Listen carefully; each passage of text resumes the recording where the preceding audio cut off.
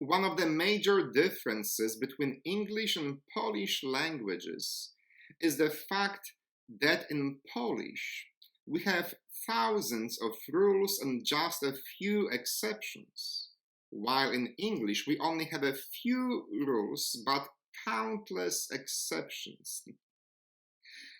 All the joking aside, I believe there might be some truth in that we approach the laws of grammar, and maybe even morality, differently.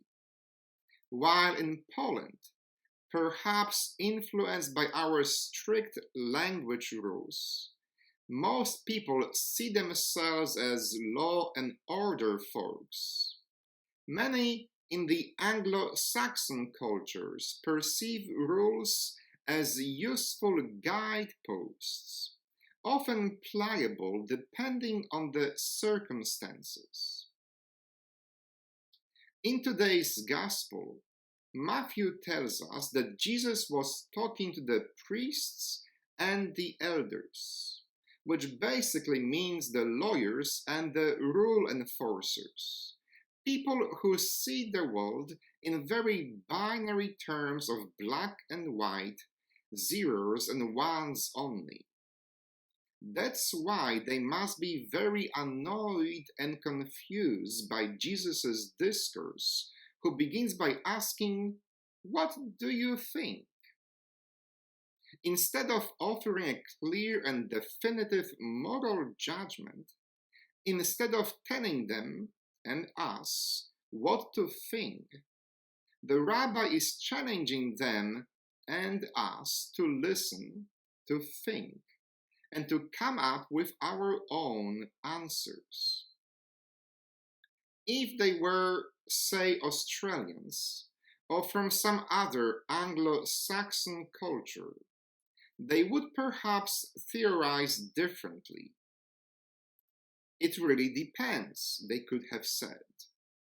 Perhaps the person who said no had really a good reason.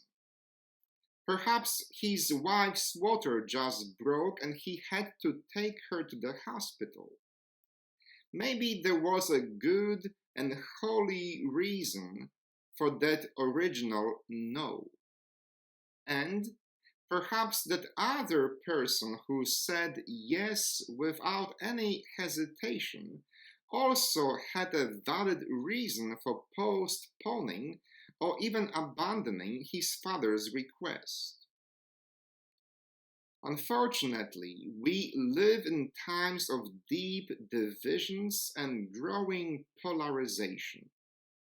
Even our Anglo-Saxon culture is losing its tolerance for ambiguities and open-ended questions. Our world seems to demand that we clearly declare our allegiances, black or white, red or blue, religious or atheist, right or wrong.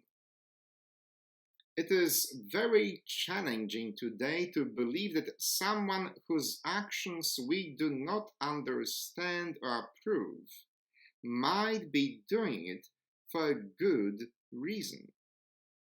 It is very rare to meet someone today who believes that both sides might have a valid point. And, God forbid, it's practically forbidden to change one's mind.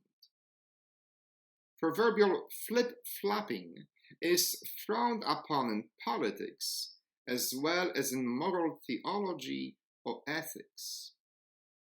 Interestingly enough, flip-flopping or changing your mind is exactly what the doctor prescribed. Well, maybe not a doctor, but Jesus in today's gospel passage. In the very last sentence, Jesus reprimands those priests and the elders. But you did not change your mind. Now he is not congratulating them for holding fast to their deeply held beliefs, but he is reprimanding them instead for being unable or unwilling to see things from another perspective. Changing one's mind, being open to another point of view, allowing for the complexities of human experience to guide our political, social, and moral discourse is a virtue recommended by Jesus. Amen.